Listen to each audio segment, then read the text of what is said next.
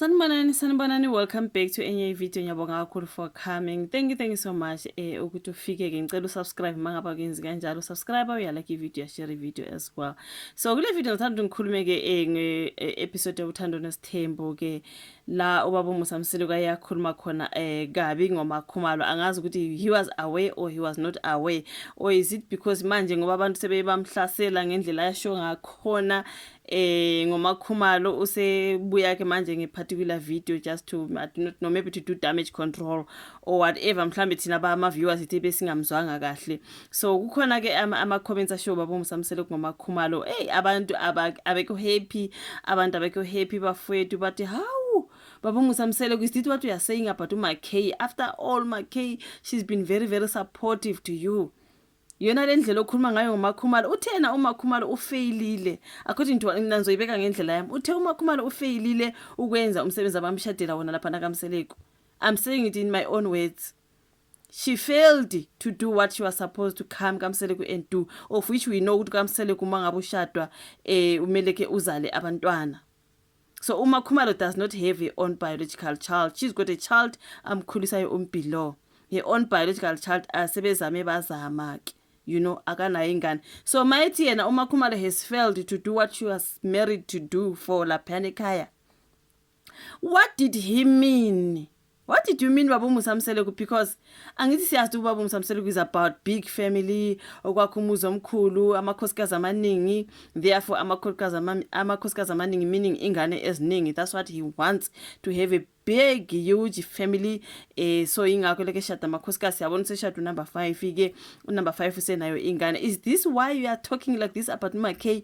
Ngoba nakuphela ku uMakhwela yena sefike wathole ingane, uMakhumalo akakathole ingane eneminyaka ekhona, as if she likes it. Uthena uMakhumalo has failed. Bafowethu ukuthi nje masifaka ama clips lawa bafowethu we get copyrighted and ama strikes and all that. Bengizoyifaka leya clip uyimamele uze ukuthi Baba uMsamsele kutheni. Uthe uMakhumalo has failed to do what she was supposed to do lapha nekhaya. So intanga nayo uMakhumalo ayifailile yini ngoba when it come to imali sizwile ukuthi uMakhumalo she's very supportive kwaba uMsamsele ku umsiza ngalokho amsize ngalokho azamsize when it comes to amakhosikazi wakhe mangabe edinga ukuthi uMakhumalo amphetshaphetshise lapha uyamsiza financially. Obviously lokho kusho yena sigama viewers nasazi kanjalo, because this is what we watch from the show ukuthi uMakhumalo uyathi ukusiza sizi Baba uMsamsele kuma ngabe naye seshorta when it comes to other wives, right? So wazi wathi mayishado number 5 abantu bakhala bathi hayibo uma manje sefaka uMakhwela number 5, which means more money now, more cost for uMakhumalo because she's the one helping financially. So when you say she failed because monetarily she didn't fail, she's the one helping financially ke mntakabo, according to what I heard from the show. UMakhumalo she's helping, she's got ugirl nje, she's okay financially, she's good. So what did she fail to do? Njengoba esho ukuthi uMakhumalo ufailile ukwenza lento ayizela lapha ekhaya. That's what he said. Now that usehlasele ngabantu Baba uMsamsele, he comes with a video ezozama ukwenza damage control athi hayi aningizwanga kahle. This is not what I was saying. Bengithi mina uMakhumalo ufaile uthe ukwenzani ukumhlonipha. What did he say? I'm like malume. I'm like malume ntini. Ay bafowethu, no. What he said about Makay, you know lapha nakama diary sessions when he was talking like that, uMakhumalo said I look at her face ngazi inhliziyo yami yakude when I was looking like Makhumalo's face as he was talking ukuthi Makhumalo failed to do what her face angizange ngiphatheke kahle at all.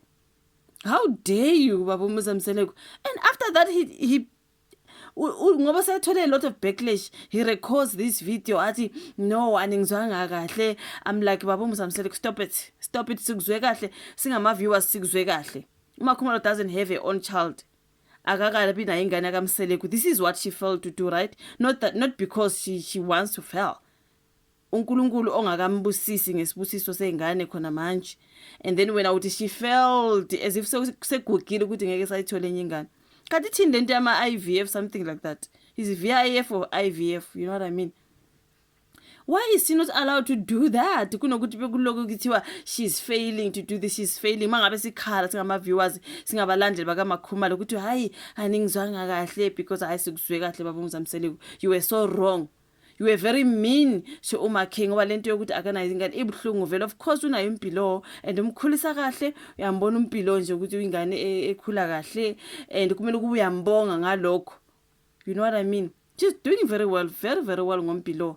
So good to her, she felt, you know why? I think Baba Mzamseleku is very upset because uMakheng ngathi yabana lento yokuba yes daddy yes baba uyishiye phansi nje ushaya unyawo lwakhe manje ugirl nje izikhona izinto ngibonile even the last episode hayi uyabona Baba Mzamseleku ukuthi ayi uMakheng akasayingeni nje yakhe. Maybe that's why ezana leyo comment ukuthi Makhumalo failed ayikho into ayifeyilile nkosi yami ayikho ithi ngilahlele leya video because yona ayiphumi kaThando Nesithembu hopefully angezukuthola a copyright or anything. When he came abantu sebemhlasela and then he came to explain. Let me see uMDN News uthe Mzamseleku explaining what he said to Makhumalo on yesterday episode of uThando Nesithembu. This comes after he said she is failing to give him the most important thing he married her for. I'm not delusional again, because I watched that. I know very well what he said. Listen to his video. Ke sesenza damage control. Esebona ukuthi thina singodomkopu kahle kahle. Wenza le video Baba Mzamseleku.